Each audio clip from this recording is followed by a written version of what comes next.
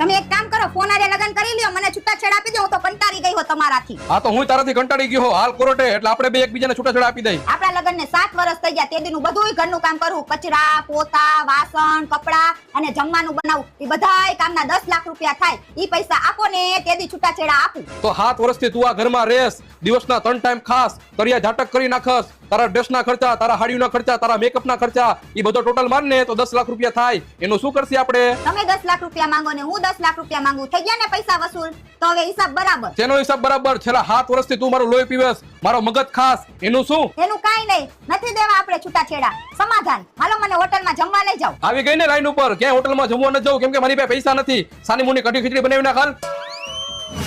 લાગે આની આગળ હાચું કા પૈસા નથી. લાવ મારા ભેગા કરેલા પૈસા દઈ દઉં. તમારું પાકીટ લાવો તો ચેક કરવું છે.